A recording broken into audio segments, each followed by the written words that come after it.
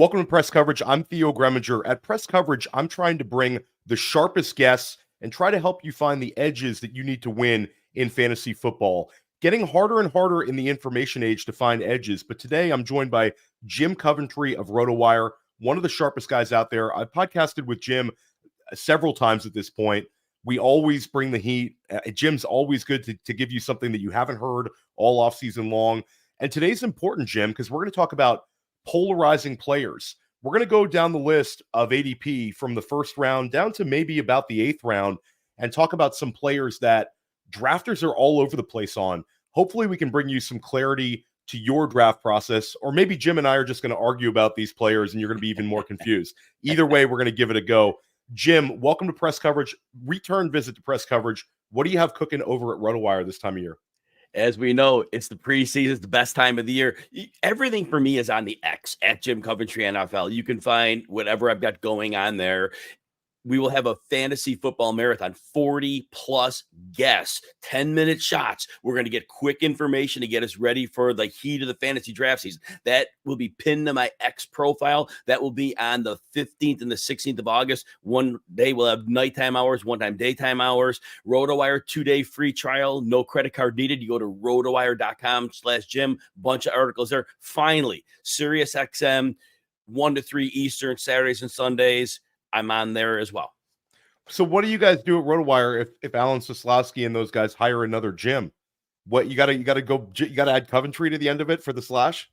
Oh, it's rare. It's rare they do that. They were like reluctant to give me my own, but then they were kind of turning me loose on the RotoWire YouTube pages. We have a new fantasy football YouTube page, but they wanted to link things to what I'm able to bring in. So yeah, if they have another Jim, they're gonna have to give him a weird name because I own it. Absolutely. And I'll say you and Alan Soslowski are crushing it. Highly recommend your YouTube videos. Jim's videos are like a perfect 5 minutes, gives you all the information you need. Really, really strong stuff. Highly recommend all of the content that you and Alan are putting out over at RotoWire. And yeah, your marathon's awesome. I'm going to pop it in there. Really, really a fun one. You've done several of these marathons. I've had a chance to participate, as have some others from Player Profiler. They're always a blast. It's wild when you do these though, Jim. It's like so many people you have to deal with, a lot of organization, but a big hat tip because once it's all going, it's an absolute lot of fun. But there's a few questions that every single guest who sits in your chair is asked, and I'll start out with the first one. You guys are grinding over at RotoWire, but if you could know the final stats of any single player that would maybe help you in your preparation for the 2024 season, who would it be? So it's going to be Nico Collins, and by default, CJ Stroud goes along with that. And the biggest question is this. They have 3 excellent wide receivers, but they also have the 49ers scheme. And Bobby Slowick couldn't run that to full completion last year. They still tried to run the ball, even though Singletary's numbers were decent. Down to down, it wasn't. They weren't sustaining offense. So do they come out with Joe Mixon? Do they build on that 21 personnel? Because Andrew Beck, the fullback, he's on the field a lot, just like Kyle Juszczyk is in San Francisco. Alec Ingold is in Miami. And even to a different degree, Patrick Ricard in Baltimore, though that's not the same offense. But the fullback position is important. But if that's happening, only 2 receivers are on the field. How much do they pass? How much do they throw? Nico Collins, though, is the apex of this because he is the most perfect fit of any player besides Stroud for that offense. We have spoken before, and you had enthusiasm about Nico Collins when we recorded actually months and months ago trying to predict ADP. You were spot on with where you thought Nico Collins would sort of end up. The market has Nico in the second round on Underdog. He's been sort of locked in there for a while. Interesting though, Jim, we're going to talk a little bit more about the Houston Texans pass catcher situation. This could be a year that's sort of like Cincinnati was a few years ago, where you have 3 guys produce, or this could be a year where we get like 2 guys really, really produce and 1 guy disappoints, or sort of a dream and a nightmare situation for some drafters would be one of these guys finishes as like a top 8 wide receiver, and then 2 of them are like wide receiver 3s, and you lose ADP value. So I think a lot of like moving parts in Houston, but we're very enthusiastic about that offense. And I agree, Nico's a really fun one to know the stats about. How about a breakout offense? Jim, every year we see a few offenses that propel multiple players to ADP wins. And maybe we don't do as good a job of projecting these offenses, and these guys are maybe a little bit pushed down in terms by drafters, maybe by fantasy football content creators. For whatever reason, this happens every year. Who's a team this year that you see that's going to have stronger production than maybe the market is indicating? So this team is not going to be the top drafted players. It's going to be the other ones, the Cardinals. Obviously, Marvin Harrison is going as a top 15 pick. You can't outproduce that. We could talk about him later. Trey McBride is one of the top tight ends off the board, usually the third one off the board. But the players that are the values, Kyler Murray, between 17.5 and 25 fantasy points in 7 of 8 games, coming back from an ACL with Marquise Brown missing a lot of time. Michael Wilson missed a lot of time. He basically had a tight end and James Conner, and that was it. So now with a loaded offense around him, Murray could be ready to really, really amp things up. And then we go further down. James Conner, every year, criminally undervalued draft. He'll miss 3 games. Done. Put it in pen. He's going to miss 3 games. But where you're drafting him, late 6th, early 7th round, he's going to get you running back 1 production. With Kyler Murray last year, weeks 13 to 18, Connor had 21.5 PPR points average per game. How many players can get you that for that period of time? Very few. He'll crush ADP. And then finally, Michael Wilson, still going, usually outside 14 rounds, maybe 15 rounds. Michael Wilson, he had over 53 yards in 5 of his first 8 games with Clayton Tune and Josh Dobbs. And then when he came back from the injury late in the season, first 2 games at Murray, he did nothing, but he wasn't healthy. The last 2 games, he averaged over 50 yards again, got in the end zone. This is a player that's under the radar. He's going to be a very good number 2 for them. Michael Wilson's a guy that's actually had a lot of preseason buzz. You've heard Kyler Murray talk about him glowingly. He's a guy who we were high on at Player Profiler coming out of the Senior Bowl. Very big physical wide receiver who played at Stanford. So the numbers were never sort of how you would anticipate a player sort of this athleticism and pedigree performing, but had a very strong Senior Bowl and has day 2 NFL draft capital. So he's a fun one to keep an eye on. So Jim, another thing I said we're going to do, and I've done this with Billy Muzio on First Class Fantasy, I'm going to bring this to press coverage for kind of the rest of our process. We're going to do a couple of ADP head-to-heads. You can tell me which player you prefer and why. CeeDee Lamb or Tyreek Hill. These guys are going off the board at the 2nd and 3rd overall spots in FFPC drafts right now. Which one are you on? I am going with Lamb, 181 targets last year, but they didn't go pass heavy after their week 6 bye because they couldn't run the ball. Give Mike McCarthy credit for once he fixed it. Their running game will be worse this year. Zeke Elliott in for Pollard, Royce Freeman. They're going to throw early, often, and they get Lamb all over the formation. And also, Tyreek will turn 30 this year. If he loses a nano bit of talent, that's gonna be a difference maker. Okay, let's keep this one going. Evan Engram or Kyle Pitts. These guys are actually side by side in FFPC ADP right now. Yeah, Kyle Pitts for me, and it's a leap of faith, right? Because he hasn't done it yet, but he was used as a 99th percentile average depth of target guy, which was dumb, especially when it came from Desmond Ridder and Taylor Heineke. You take the lowest percentage plays, and from bad quarterbacks, oh yeah, that's going to work. So I do believe now with Zach Robinson, we're going to see Pitts properly weaponized. And Evan Engram, remember, he did most of his damage when Christian Kirk was out last year. His numbers down the stretch were insane. But other than that, Engram was simply a floor play. He was a good floor play, but he was never a ceiling play. So yeah, I'm going to go with Pitts and take the chance here. I'm with you on Pitts. I think I completely agree with that one. I also agree with you on CeeDee Lamb.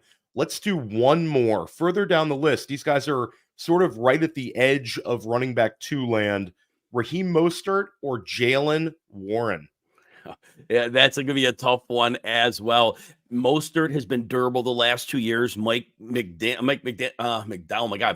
gets him about 215 touches a year, manages him. The touchdowns obviously won't be 21 again. It might be 5 or 6, but we could put him in for at least 850 yards, maybe 1,000. There's a good floor there. Warren looked so good last year. And I do think Arthur Smith, we know they're going to run heavy. They played 80% heavy personnel last year. The Steelers, they need 3 linemen to hit. They drafted a 1st rounder, a 2nd rounder, and a 4th rounder. So there's going to be a little bit there. Look, I'm going to go with Jaylen Warren here. I do like Mostert. I love him, but Jaylen Warren, I do think in a timeshare, there's always enough carries under Arthur Smith for 2 running backs. Yeah, I agree with you. I think that this is a Raheem Mostert a little bit at RB24, even though it seems kind of contradictory to say that a guy who finished as a top 5 scorer at the running back position is a huge value at RB24. With the age, with the history, I feel like you're paying maybe a little bit higher price than I'd be comfortable on Mostert, I think, at this point. Warren, on the other hand, I love. Warren has the pass catching ability, went north of 60 receptions last year, a big, like, raw counting stat number to see a second-year running back get. Once you get past 60, then you start talking about 75, talking about 80, and then all of a sudden you're competing for the most running back catches in football. So Warren, to me, is the more talented back in Pittsburgh. I think he beat Najee Harris last year in terms of fantasy scoring. I think he does it again this year, but the market again is drafting Najee ahead. Let's take a quick break, and when we come back, we're going to talk about some of these polarizing players. Hey, why do we partner with the FFPC? Because they have the widest variety of fantasy football formats, and it's the easiest place to find all types of fantasy football contests in the world. What if you want to play for high stakes? Well, they have a $6 million prize pool with their Fantasy Players Championship. They also have way too early best ball leagues that start in February and Dynasty leagues. They have the closest thing to a liquid market for orphans that there is in all of Dynasty. And the FFPC has sponsored us for half a decade because we are actually delivering information that can help fantasy gamers, and they're generating so much interest and bringing in so many new users, casual users even. The FFPC creates a unique experience where you can both compete against the best and make money. Use promo code UNDERWORLD to get $25 off your first team. $25 off your first team at the FFPC with promo code UNDERWORLD. Go get it! Welcome back to Press Coverage. Theo Gremminger with Jim Coventry of RotoWire. And Jim, let's just jump right into it. And this feels actually like ridiculous to have to talk about this, but Justin Jefferson has become a polarizing one for some drafters. And it's not so much that they are not into drafting Justin Jefferson in the first round. It's that they've pushed him all the way down to the 8th or 9th pick. Your thoughts on Justin Jefferson? Is this a little bit overblown? Jefferson sort of with a new quarterback? Is this going to be one of the biggest ADP discounts we've seen in several seasons? Or is the market correct to be drafting him in the second half of the first round? You know, Theo, when we have those valuable first round picks, we want as few question marks as possible. And it's funny, when you keep going down the list of players, you just see the question marks pile up. Well, Justin Jefferson, the big one is you're attaching to a quarterback. If you take Chase, you're attaching to Burrow. If you take Ceedee Lamb, you're attaching to Prescott, on and on. Justin Jefferson, look, I'm going to defer to Greg Cosell here. Greg Cosell says that J.J. McCarthy is not ready to play, likely could be sat all season. Some people are saying maybe the bye week if they start out poorly, which is possible. Sam Darnold's in. And we know Sam Darnold is a player, comes on 2-3 games, looks good, film gets out on him, he's in trouble. But I have to say, first, back to Jefferson. Jefferson played his last 4 games last year with Nick Mullins. Averaged 119 yards, a half a touchdown, and 7.5 catches. That's his usual rate of production. So Justin Jefferson played at an elite level. You could say Mullins is a gunslinger, and that's fine. But Sam Darnold is in a decent situation here. Very good offensive line. Brian O'Neill and Darisaw, the tackles, very good. He'll be protected. Aaron Jones in the backfield. Again, some play action opportunities with him. And Kevin O'Connell scheming it up. Now, there's no Hawkinson, I don't think, for a while. That's another story for another day. Yeah. You got Jefferson. You got Addison, who at some point may miss a few games due to his legal situation. But that said, the passes are schemed open by O'Connell, so Jefferson will get open quickly regardless of coverage. Darnold won't be seeing ghosts because he'll be protected. Think back to those moments. I'm seeing ghosts. Jefferson will command targets. He is a player you should take him in that mid-first round. But yes, the history of Darnold should at least make us be a little nervous. Yeah, and I think that's perfectly fine. I think it's more of if you tell me you want to take Amon-Ra St. Brown ahead of Justin Jefferson this year, I think that's okay. Amon-Ra St. Brown was averaging 20-plus points per game last year, much better offense, a much more offense that we have like less question marks about, but people that are nervous past like the 107, 108 range for Jefferson, I think it's a little bit silly. We're talking about an elite player. And if Minnesota's offense struggles, it's not going to be to like the detriment of Jefferson. It's going to be, to me, Addison and Hawkinson when Hawkinson is healthy. Those kind of guys might not get the target share and the raw targets that we want to see. But like you said, the offensive line is strong. It's a very well schemed offense. Josh Dobbs, Nick Mullins both put up fantasy stats with this coaching staff last year. So a combination of Darnold and McCarthy, I think, is going to beat expectations a little bit. And I think Jefferson will look back a year from now. Let's put it like this. Jefferson is going to be drafted higher in 2025 than he is in 2024. I feel pretty confident about that one. Let's keep this going. The next sort of highest player at ADP, this one will get people going. Kyren Williams, are you in or out? Out. Injury history in 2 years is very, very problematic. Missed 7 games as a rookie, missed 5 last year, and in that NFC playoff game, he broke his hand. If that was a regular season game, that's missed time as well.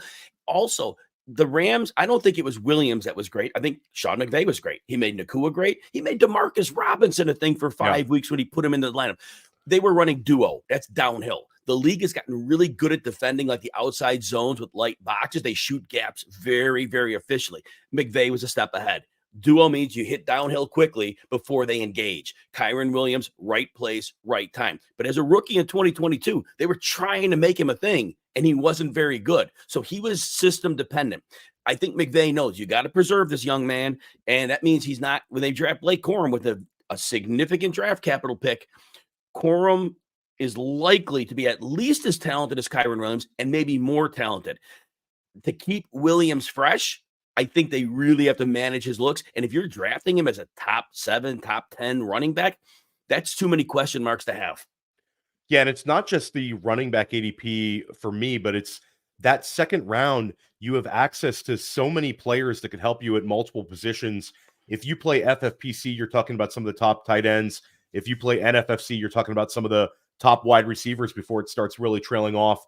And simply at the running back position, I look down the list at Travis Etienne, De'Von Achane, even Isaiah Pacheco. And I think that maybe these kind of guys, if I wait a few picks, I'm going to have better access. All the reasons you mentioned, it's a 190-pound back. I think Kyren is going to be scaled back a little bit in the usage. And the whole MO that Sean McVay never uses 2 backs, things change. And I think Blake Corum's not the kind of guy that gets 5 carries or 5 touches in a game. I think it's more of a 60-40. And I think that if Kyren were to miss time, Blake Corum would put up very, very similar production. So definitely an interesting one, but we're kind of in lockstep on that. Davante Adams, this is another one. You have 3 straight seasons of 169 targets or more. This is a player that has been fantastic ever since he got to Las Vegas. Last year took a step back in terms of the wide receiver finish, but the usage was there. He had a ton of unrealized air yards. They were trying to get him the ball. At the end of the year, he had that crazy end of the season, like 20 target game. He's one, though, that a lot of people are fading. He's older. This offense is projected to be like bottom 5 in scoring. Where are you at on Davante Adams? Value or fade? I have to fade him. And first of all, his 33rd percentile yards after the catch, it wasn't his fault. But when you have bad quarterbacks, the placement of the football is usually not such that it leads you directly into traffic. And that's what the good quarterbacks do. When, like Brandon Ayuk, if he gets the ball in his hands and step, guess what? You have yards after the catch. Well, when you're reaching behind you, you're reaching up, you're not getting yards after the catch. So Adams is really at the mercy of his quarterbacks, and they're not good quarterbacks. That's simply put. And the other problem I have, Antonio Pierce is the head coach. They want to run the ball, and they want to play defense. Think of that Christmas Day game. When they got a lead on Kansas City after the second quarter, they barely threw the football. They just ran, and they were successful. They have a good offensive line. And so if there are 5 games where the Raiders get leads, Adams, I think, had 1 catch for 6 yards in that Kansas City game. And it was all a function of what they wanted to do. Adams, we don't know if he's lost anything to age yet. I don't think he has. He's 31. He'll turn 32 at the end of the season. I don't think he's lost anything, But when you get over 170 targets and you only come up with 103 catches and 1,144 yards, you got a quarterback issue. Yeah. And Adams is getting drafted high enough where that's too much of a question. Yeah, and when you think about the quality of the Raiders offense, it's going to be one where if you don't draft Davante, I don't think he's going to crush you, right? He's wide receiver 11 in ADP, but it's not like there's a scenario where he finishes as wide receiver 1 just based on this offense. And you're talking about AOC and Gardner Minshew as the two quarterbacks. I mean, that's really, really bad.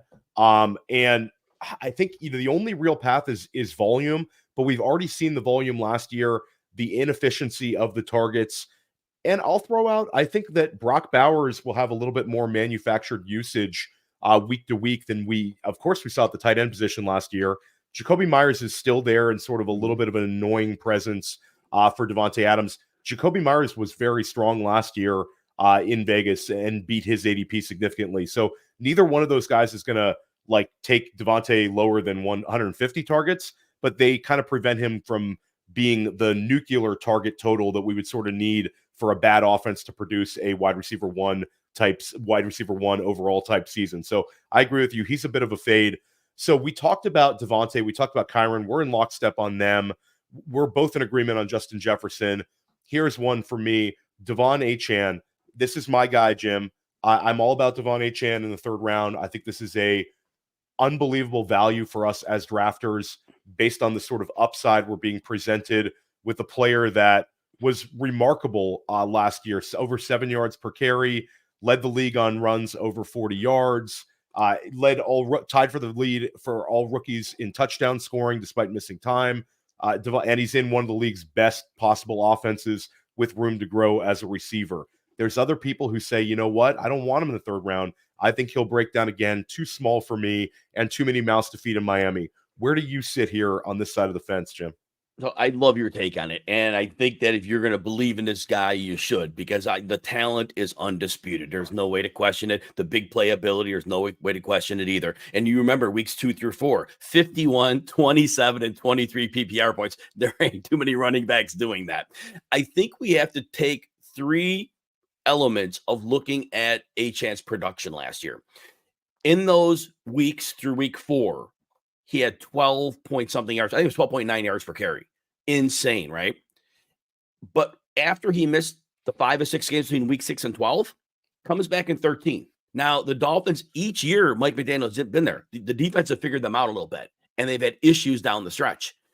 The last 7 games for De'Von Achane, which includes that playoff game, 4.97 yards per carry. Now, that doesn't sound bad. That's what Raheem Mostert gets in that offense. But when we look at the seasonal number of 7 point something yards per carry, we're still like, oh my God, 7 yards per carry. But the last 7 games, that's a fairly good sample in a small sample size sport. 4.97 yards per carry for a player that's going to be in a committee. They draft Jalen Wright, right? They still have like 7 people on the depth chart. As to how many they keep, I don't know. But Mike McDaniel has already shown us that he does not want to overuse these smaller backs. I agree with you that he could be insane when he gets it, but I'm really concerned with those last 7 games. Now, maybe McDaniel goes back to the well because each year he's also come back. Well, the first year was his first year, but the second year he came back with something new. If he comes out with another wrinkle and the league doesn't figure it out, then I think Achane does what you say he's going to do and stops the league, even on limited touches. But again, adding Jalen Wright, that sent me a little bit of a message. So that's the only reason I'm out. I agree with you on the talent. I'm just worried about the situation and what he did in the last 7 games.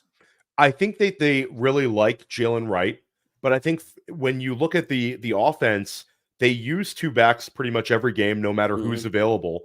And with their reliance on Mostert, a player who's getting older, and De'Von Achane, a player who missed some time last year, Wright made some sense as a sort of a double contingent upside type. But I think he's long-term more of a Mostert replacement than a De'Von Achane replacement. And I'll say I think that one of the ways to kind of unlock De'Von Achane's unknown upside this year is his room to grow as a receiver, which I do think we'll really, really see. This team needs a consistent third option in the passing game. De'Von Achane in space being targeted a few times a game by Tua Tagovailoa and some Jonnu Smith. Those 2 guys combined with their yak ability. When you talk about Waddle and Tyreek Hill, I think we'll see that as well. We saw that in the playoffs, how the targets sort of ticked up for De'Von Achane. It's just, for me, high value touches, even if they're mixing in other backs, when I can get him in the third round, there's few running backs that give you that sort of upside, few players that give you that sort of upside in the third round. And I don't think I'm going to get burned on taking him in the third round, a round where the hit rates are never as strong as we'd like to see. And I'll take my shots on him this year. Let's keep this going. You had talked about, well, let's actually go back to the wide receiver. Well, we talked about Davante Adams. Let's talk about another older wide receiver, and that's Stefon Diggs. Last week, sort of the early returns out of Houston camp were that Stefon Diggs was leading the wide receiver room in targets. Of course, this is training camp, but it was still some positive buzz on him last week. You brought up Nico Collins, Tank Dell, certainly still in the mix. CJ Stroud is a guy where we think he could have a ton of fantasy production, but again, a lot of mouths to feed ADP wise. Where are you at on Stefon Diggs in his first year in Houston? So with the terms of getting targets in the preseason, he has to. He's learning an offense. Collins is already good at the offense. Tank Dell's good at the offense. You got to get him targets because that's the whole point of training camp, right? You want to get people up to speed. So that's how you do it. You get them the ball. Jim, so, yeah, that's like I love that answer. And that's, you see the game so clearly. Make sure you're following this guy. I mean, like, that's one thing that a lot of people didn't bring up last week. Certainly I didn't. But yeah, keep it going. Yeah. So when we look at Stefon Diggs, first of all, I want to point out in his last 3 years, 159 targets average per season. Well, you're not getting 159 targets in this offense. Just go back to San Francisco and what Ayuk gets, Debo gets, and just the history of the offense. Even Nico Collins had 109 targets last year. Now he missed a couple games, so it might have been a little bit higher. This is not a high volume passing attack. There's going to be balance. Like I said earlier in the show, when they couldn't run, they still ran because that's what the offense does. You keep it on schedule. Well, Diggs with those 159 average targets. In 2022, he did okay with them. 1,429 yards is fine. But if you go 2021 and last year, we had 1,225 yards and 1,183 on 160 targets with Josh Allen and Diggs being the clear dominant presence in the passing game. Well, now you're talking upward case. 100 targets is the upward case in this offense, unless Collins is missing significant time. Tank Dell's getting some. If you're telling me this player that couldn't really hit 1,300 yards and 160 targets, what is he going to get on 100? Well, 800 yards? I'll push back a little bit. I think that I'll take the over on the targets, and I'll say that the argument on Bobby Slowick, I agree with you. Last year, year one as offensive coordinator in this scheme, they ran the ball a lot more than I think some people think. When you think of Houston, you think about your fantasy scoring, you think of guys like Noah Brown and Tank Dell and Nico Collins putting up these incredible fantasy numbers, and CJ Stroud being basically the talk of fantasy football for a few weeks last year. But they were very run happy. I don't think, though, that Slowick necessarily, just because he's a Shanahan guy and basically he did it in year one, that they do it in year two. I think in year two, they're going to be a little bit more aggressive. They're going to amplify CJ Stroud's strengths. And I think that the overall targets are going to go up. For Stefon Diggs, I don't see a scenario where it's 100 targets. I do agree with you that the target share is absolutely going to diminish, but I think we're talking about going from the 150s, 160s in Buffalo down to like 120. But I'll say that it's going to be a high quality target. They have a lot of weapons out there. Basically, my takeaway is maybe a few months ago, I was going to be kind of completely out on Diggs, but if he remains right around wide receiver 24, wide receiver 25, wide receiver 23 in ADP, I'll have a little, because I don't want to be wrong on him. And if he hits 85% of his fantasy scoring numbers in Houston, and he goes down 15%, he's still a win at ADP based on where he's being priced. Thoughts on that? Yes. So I need to explain the function of the entire offense to make this make sense. The reason they're going to keep running, and the reason Shanahan keeps running, and the reason, even though it's a different offense, the Ravens keep running and the Dolphins keep running, is you manipulate box counts. If you notice the teams that have the highest depth of pass in the league, it's the 49ers, it's the Ravens, and it's the Dolphins. They're right at the top. Why? Because defenses, when you play 21 personnel, it's an extra running back on field, they force you to bring a safety down. That allows you to throw over the top. That's why Nico Collins had 1,297 yards on 109 targets. That's why Tank Dell was crazy productive. The minute they change their offense, and if they go 3 receivers, that second safety walks back, that offense cannot function properly because you don't manipulate box counts. If you take that offense, you're just making it any other 11 personnel offense. And the league has already shown us, unless you have something like crazy good, like Patrick Mahomes, who can figure out a way to make it work, offenses have been stuck in mud trying to be explosive in a too high shell world. So if you don't manipulate box counts, you can't do it. That offense will not work. I love it, Jim. I love the back and forth here. So pretty much out on Stefon Diggs completely, or do you want to have a little bit of exposure? I have to be out because the targets are going to be so low. And if you just look, he had Josh Allen. CJ Stroud's great. He had Josh Allen. Yeah. And in 2 of the last 3 years, he averaged 1,200 yards, which is a nice number, but had 160 targets. I just can't see him doing that level of production as the number 2 guy in a different offense with CJ Stroud's a superstar, but he's not Josh Allen still. Another player that has changed teams is Josh Jacobs. Josh Jacobs is like the classic kind of dead zone area running back right now, going as a high-end RB2 on a brand new offense. There's some positive buzz with Jacobs, but it's mostly like, I think, a little bit of apprehension with drafters where people are on both sides of the fence. But I personally have not been drafting Josh Jacobs, but then there's some others like Josh Larkey over here at Player Profiler who has been super positive about how they think he's going to perform this year. Where do you stand on Josh Jacobs in a Matt LaFleur offense? Matt LaFleur continually uses 2 running backs. They go and sign them in free agency. It's a confusing situation for drafters, Jim. Where are you at? I felt if you were going to put Aaron Jones in a committee when he was 26, you're going to put Josh Jacobs in a committee when he's 26 because they were preserving him for the long term. And they signed Jacobs to 3 or 4 years. They signed him to a longer contract. And, well, they need to preserve him as well. And that's an organizational philosophy, right? So even though Jacobs is a bigger back, potentially more sturdy, it would just stand to reason there, like you said, LaFleur is going to continue to play the rotation game. And Josh Jacobs, look, he compiled a bit other than the 2022 season. That 2022, in my opinion, was this. When the Raiders turned down his 5th-year option, he must have trained like a maniac because he was playing for a big potential payday, which he did get last year, big enough for him. But you notice the 3 years that surround that career year, he barely scrapes 4 yards a carry. And the Raiders underrated run blocking offensive lines. They were decent run blocking lines. It wasn't like he was behind a bad line. People want to say it. Pass protection was different. Run blocking, they were good.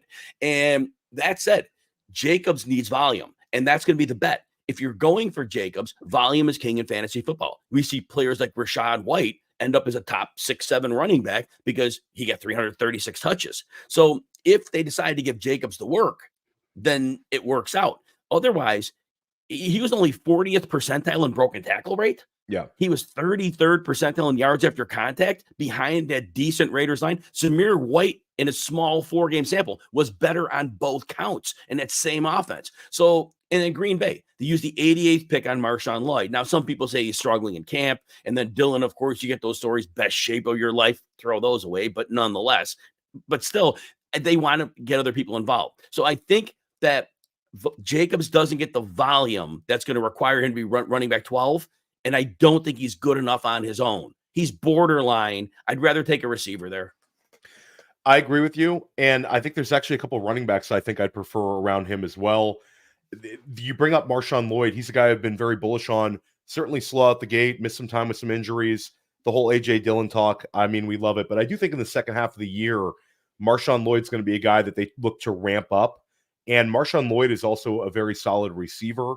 Was very strong with that at the Senior Bowl. All the scouts really loved his receiving ability, even if the raw numbers at USC don't necessarily back that up. Statistically, he had a very high yards per reception at USC. Just overall reception, some people point at that. Marshawn Lloyd, to me, like, it makes total sense. You get this younger back, very athletic, second half of the year. The offense sort of improves, mixing in another player. And Marshawn Lloyd also kind of projects to be in some of those Aaron Jones type touches. So for me, Josh Jacobs is an easy fade. I don't think he's going to crush us, Jim, fading him this year either. let's keep this one going, because one player that I thought was interesting, you put on the list. We spoke this morning about a couple guys that we wanted to include, and you brought up Mark Andrews. And this is a player that I didn't really think of as somebody who was polarizing sort of at all. He's coming back from injury, of course, but we already saw him get back on the field last year. And Mark Andrews is a guy that has been super successful in a points per game basis with Lamar Jackson for years. They also have a second tight end in Isaiah Likely, but they really lack the wide receivers besides Zay Flowers that are going to draw an exceptional target total. So for me, Mark Andrews still has a shot at being the leading target earner on his offense. And worst case scenario, I think he's the number 2 target. What's polarizing about him? Maybe a little apprehensive to you about drafting Mark Andrews this year? The fact that across the board he's going as the tight end 5, that makes it polarizing, because Mark Andrews, it may be 3 years ago, but he has a 1,300 yard season on his resume. That wasn't a fluke. He's not going to get 1,300 yards again, but no. He was one of 5 tight ends that have 1,000 yards in the last 5 years. It was Kelsey, Kittle, Waller, Kyle Pitts snuck in his rookie, and then Andrews. He's in some real small company here. And you said he is Lamar Jackson's guy. And the offense, the passing offense, got better from week 12 on as Jackson continued to learn the concepts of the offense and more was added. And Andrews was out during that time. Andrews was on pace. Now, he missed week 1. And you could tell in week 2 and 3, he still was working his way back. Week 4, he hit the ground running. And then obviously in week 11, he had the hip drop tackle that took him out for the remainder of the regular season. But you got to take that. He only played a few snap seconds. You take that one out, puts him in a 900 yard pace, and the offense is better. He's the go-to guy. And I really believe that Mark Andrews is not going to be sharing much work with Isaiah Likely, because when Likely and Andrews were on the field together last year, Likely, I believe, was 10 or fewer yards in all but like one game. Again, this is an offense. They run 21 personnel, and it is to allow them to throw downfield. You would have to change your entire offense to make it a 2 tight end offense. I don't see them saying we have to revolutionize and change our whole scheme because of Isaiah Likely. Don't see it happening. Andrews is going to take advantage of that 21 personnel because he said earlier, it allows downfield passing. Andrews has been very good at getting downfield. He's an elite tight end. He rarely misses time. Last year he did. That was the first time he missed more than 2 games in a year in his career. So he's been mostly healthy. I think he's the second best tight end in the league still. I think it's Kelsey. I think it's Andrews. And I think you're getting a 3 tight end discount on Andrews. Very interesting. And I'll say that I have been in on Andrews. I've drafted him a few times in the 3rd round in FFPC drafts. And certainly in NFFC, I think he's in a great spot. You can also easily correlate him with Lamar Jackson in NFFC drafts. It'll be interesting to see if we do have a Brandon Ayuk trade. George Kittle, I think, will steam up as well. That'll be interesting to see how it shakes out. And of course, we talked about Kyle Pitts and Evan Engram. They're sort of nipping at the heels of that top 5 tight ends in ADP right now. Big year for the tight end position. Let's talk about George Pickens. This is a player where led the NFL in yards per reception last year, went over 1,100 yards as a receiver, improved everywhere from his rookie to sophomore year numbers, as we really like to see from a player that's 22 years old, 2nd round draft pick, was healthy. He dealt with the injury at Georgia that I think kind of set him back in his rookie season. The Ayuk trade to Pittsburgh, it sounds like Pittsburgh might be backing off a little bit, but we do have to deal with Arthur Smith. We've never had a wide receiver break 120 targets with Arthur Smith, and that includes Drake London and A.J. Brown. Where are you at on George Pickens, Jim? He's been a guy where I really like drafting him. Wide receiver 28. Billy Muzio and I recorded a First Class Fantasy, and he was one of the guys where I said, at that range, I really want to draft a lot of them. He was a priority target of mine. How about yourself? The ceiling is going to be tough to realize. A.J. Brown is a rookie, 84 targets, low, 1,051 yards. So there's hope there. And then in A.J. Brown's second year, he missed 2 games, 106 targets, 1,075 yards, and 11 touchdowns. So a wide receiver can get it done in this offense. But Drake London, maybe his biggest issue was that, I'm back to A.J. Brown. Ryan Tannehill could get those play action strikes. He was able to do that, and it worked really, really well. And then obviously last year you had Desmond Ridder, Taylor Heineke, and that really caused a lot of problems for Drake London.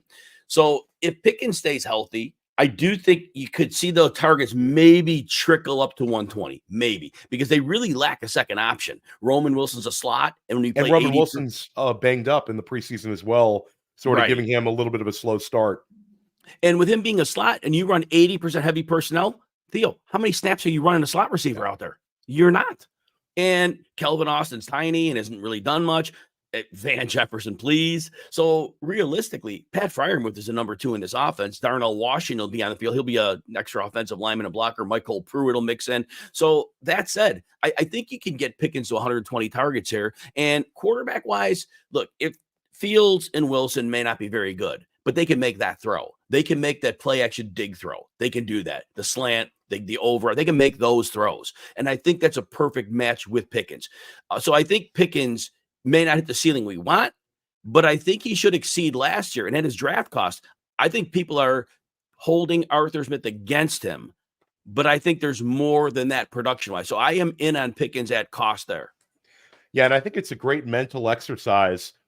If we take the exact same player and we sort of have like a sliding doors of fantasy football, and let's say Zach Robinson was hired in Pittsburgh instead of Arthur Smith, we'd be talking about George Pickens at the 2-3 turn.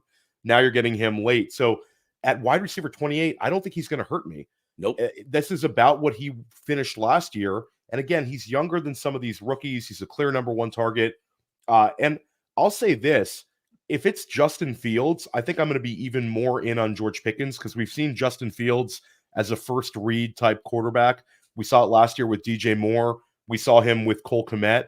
Justin Fields and George Pickens have had a really nice connection in early reports and training camp.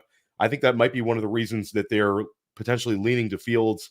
If it's Russell Wilson, I think Russell Wilson would be a little more apt to spread the ball around in this offense than Fields.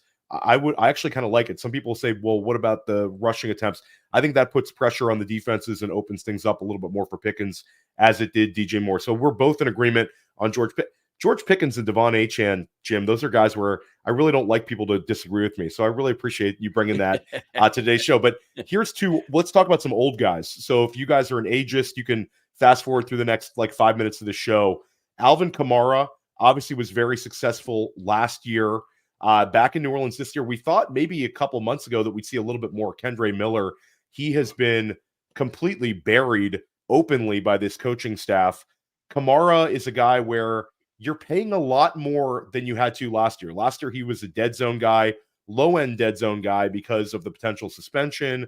You were getting him at low-end running back 2 cost. Now you're paying high-end running back 2 cost. You're having to use a 4th-round pick on him in most formats. In or out on Alvin Kamara? I'm out, and I'll try to make this somewhat short. Look, volume's king in fantasy football, and Kamara in his 13 games, he got the volume. 75 catches, went over 1,160 scrimmage yards, 6 touchdowns. That was beautiful. But when the coaches watched him, they had to be cringing. 15th percentile broken tackle rate. Yeah. Yards after contact, 27th percentile. All right, let's give him the receiving. He's got to be great there, right? Nope. 24th percentile yards after the catch. He'll be 29. He took a lot of work early in his career. He is in deep decline as a player, despite the fantasy digits he put up because of the volume. Now, I don't like the fact Kendre Miller has the hamstring. That's a problem. If nobody else can step in and take work, then I guess Kamara might get another year of volume. But there's going to be another year of drop-off at 29. He's not going to get better with those measurables from last year. So that said, I think the bottom's going to fall out. I think if anybody at all emerges in that backfield, they're going to cut significantly into the aging back. I'm out. Yeah, and I'll say that, you bring up Kendre Miller's health. You bring up Kamara's struggles, in terms of analytics last year. And I think that's one thing that I think a lot of drafters are ignoring because they see the bottom line scoring, but it wasn't the same Kamara. This was sort of a perfect storm of there was no real intermediate threat in this offense last year. They were dumping the ball off to Kamara frequently. I think this year it's going to be with Kubiak as OC. I think they're going to be a little bit different. I think we're going to see more Chris Olave. And actually, this is one of the reasons that I am advocating if your league is if Taysom Hill is tight end eligible in your league with the offensive coordinator change, I love drafting him because I think he might end up being a guy who's going to see touches every single week. He could be a high-end tight end too, with potential goal line work, especially if Kenry Miller is going to miss time and Kamara continues to decline in terms of his efficiency. So we're in agreement on that. Another 29-year-old running back, Aaron Jones, played 12 games last year, gets cut by Green Bay, signs with Minnesota. People have a little bit of recency bias because he was really good in the NFL playoffs, completely shredded Dallas, and then was strong in the loss to what was that, San Francisco in that game? Yes. Yeah. Yes. So this was Aaron Jones for me. I've gone back and forth. I want to fade Aaron Jones, but now he's falling to a range where he's sort of like, man, should I mix in a little bit of Aaron Jones? I'm certainly a little bit more interested than I am on Alvin Kamara. I'm able to get Aaron Jones 20 spots later than him. I'm not crazy about him, Jim, but I could see a scenario where you talk about Jordan Addison potentially being suspended. You talk about TJ Hawkinson missing some time. I think Aaron Jones is going to be the number 2 guy there in terms of like the weapons they're going to use. Maybe I'm in. I hate drafting old running backs. Where are you at? Yes, and this is a unique case. Aaron Jones is a very lightly used 29-year-old back. He'll be 30 at the very end of the season. I get that. But all that said, that light usage means something. The age and the workload is what typically grinds you down. Last year, Jones had a 64th percentile broken tackle rate, 75th percentile yards after contact, and he was also 73rd percentile after the catch. So he was still the same dynamic player he was. And people talk about the injuries. Yeah, last year. But the prior 4 years, Theo, he missed 4 games. That's all he missed. So it's not like he's this model of missing time. And there's something to be said for that. And the Packers, you mentioned earlier, when we talked about Josh Jacobs, Matt LaFleur, and the Green Bay organization, they're always using that committee approach. Well, they preserve Jones. Now in Minnesota on a 1-year deal, they can use him up. They have no motivation to sit him. And they were talking earlier, Ty Chandler, co-number 1. Please, who are you trying to kid there? Ty Chandler is a co-number 1? Not likely going to happen. You mentioned Jones as a receiver. They have to use him. They're going to need him. They have an excellent offensive line. They have a good schemed offense by Kevin O'Connell. So that said, Aaron Jones in the 6th round? Yeah. I definitely am taking him. Yeah, I'm getting him even later in some of these FFPC leagues because I think there's a lot of indecision. Once you get to this range of running backs, I think it's a little bit more of a flat tier for some drafters. So, Jones, you're going to get exposure to later than that in some drafts as well. I think I'm maybe a little bit higher on Ty Chandler than you are, but I do completely agree that this is a Aaron Jones 60, Ty Chandler 40. And this has been a player that has excelled with another running back getting touches alongside him for a large portion of his career in Green Bay. So Ty Chandler getting 10 touches a game is not something that's going to like crush Aaron Jones. It probably actually keeps him fresh at his age. So I'm definitely higher on him than I am at Kamara. You could look at this as if you love old running backs, this is an arbitrage play at the old running back targets. Let's talk about a quarterback. Only quarterback on our list. Guy was exceptional last year.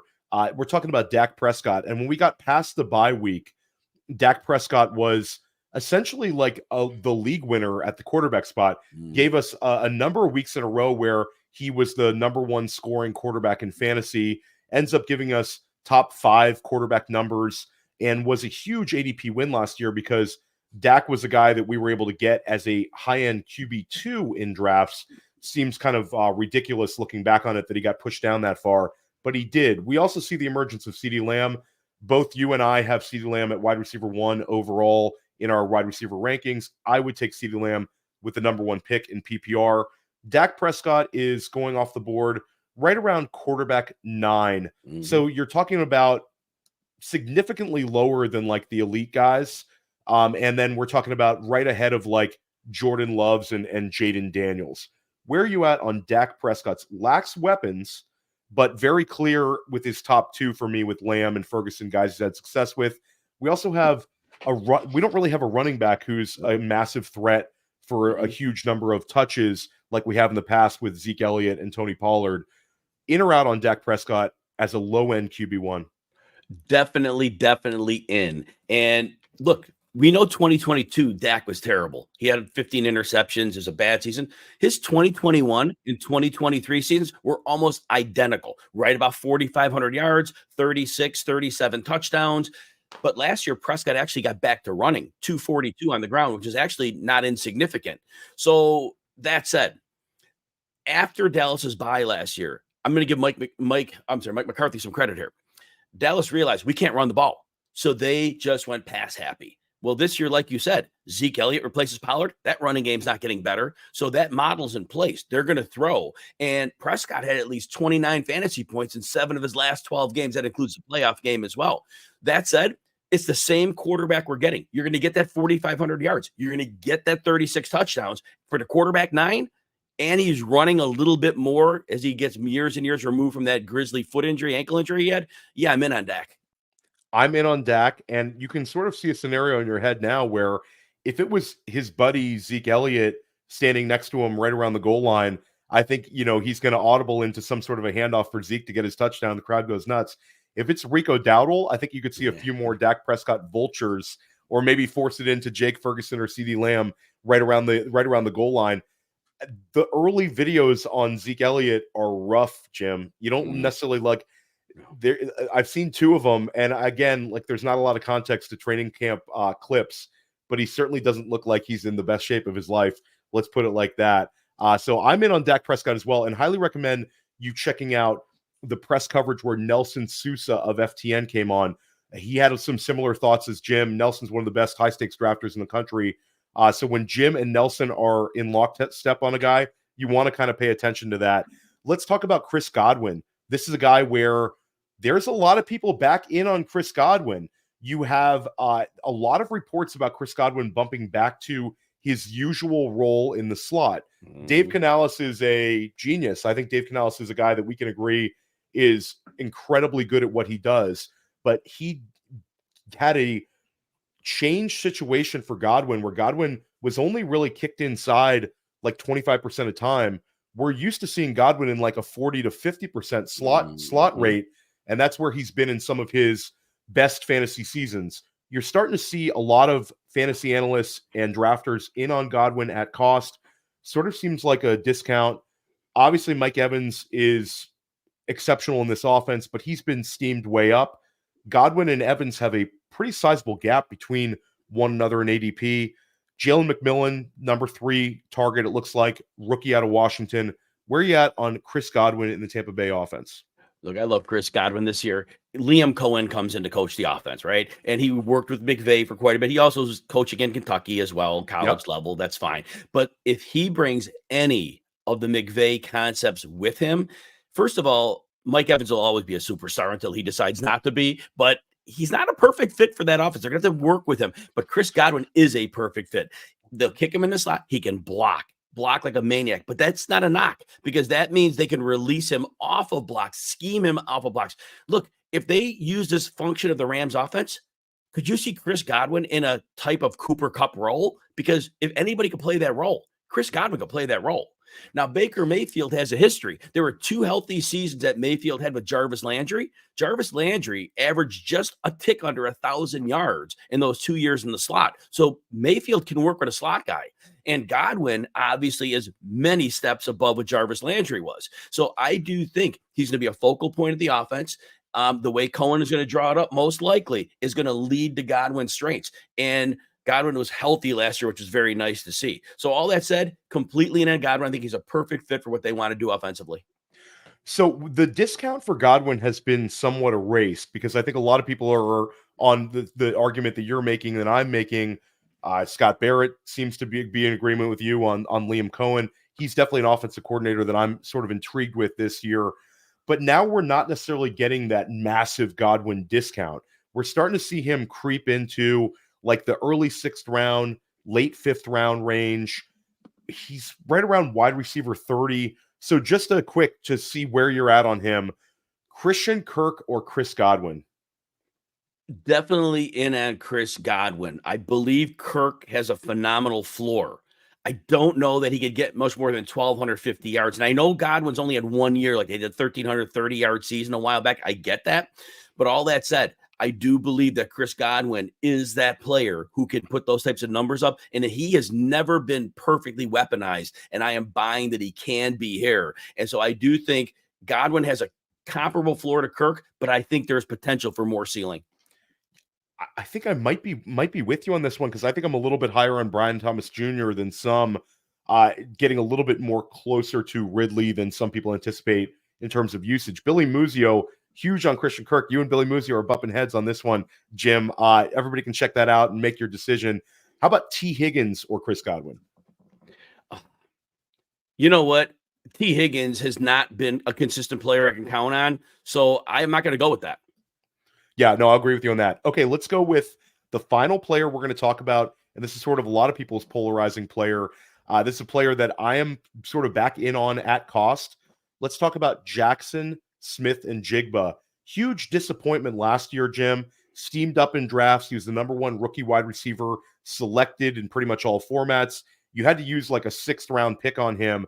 Now you're able to select him in the 8th round. He's going off the board around wide receiver 40, wide receiver 41, wide receiver 42 range. So he's actually right around a lot of these current rookies. There's been a lot of positive buzz. You have Ryan Grubb as the new offensive coordinator in Seattle, pass-happy reputation, did it right down the road at University of Washington. And this coaching staff has sort of sung JSN's praises in OTAs. There are some strong reports from the beat reporters. Seems like we might get a little bit more of a JSN season that we thought we'd see last year. Are you in agreement?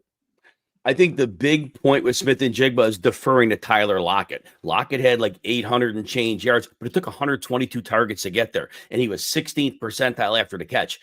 Tyler Lockett will be 32. He is a player in steep decline. Smith-Njigba, 1st round pick. Pete Carroll's no longer there for the veteran deference thing. Smith-Njigba has to be the clear number 2 in this offense, and I don't think it's particularly close. Smith-Njigba had a 7th percentile depth of target last year, criminally misused. This is the year, I think you said Grubb's in, and I'm not excited. College coaches very rarely come in and have big success with offenses because they never had to make adjustments in college. Your players or your scheme was better. You set your team out. You could do it for 4 quarters every week. Now, I worry about that. But that said, they're definitely going to spread the field out with 3 receivers. They got rid of Colby Parkinson. They got rid of Will Dissly, 2 tight ends. So we're looking at 3 receiver sets. Smith-Njigba was drafted because of his ability to get open easily and quickly. Geno Smith may not be a great quarterback, but there is going to be opportunity here. Smith-Njigba is one of my breakout candidates of the year. You're getting him in the 7th round. I believe that getting over 1,000 yards should not be an issue at all.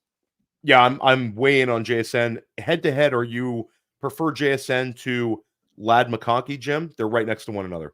I definitely do. I think Smith-Njigba is a 1st round draft pick, a legitimate one, a player in the league plays 73% zone defense. And I am so excited about the idea of having Smith-Njigba who could destroy zone defense, which is why I think he was drafted so high. He's a natural fit for what the league is throwing at offenses today. So I think Smith-Njigba is that player that's going to be in the perfect situation that he should have been in the past, but wasn't. Take that, Billy Muzio. Jim Coventry's just coming right at you with all of his takes here, crushing a couple of your recent ones. I have a bet, Jim. It's wide receiver 32.5 on JSN. I have obviously the under. Billy has the over. He's going to be owing me some money at the end of the year. Jim, let everybody know once again where they can find your work. This was a blast. Yeah, you can catch me over at Jim Coventry NFL on the X and also the RotoWire Fantasy Football only YouTube channel. Check those out. Yeah, and definitely come up and say what's up to me as well as Jim Coventry if you see us at the Fantasy Football Expo. The Podfather is going to be there. Anand Nanduri is going to be there. That is going to be a lot of fun. And make sure and stick with press coverage. We've got you covered on shows like this, all leading up right up to kickoff. We're going to help you crush your leagues this season.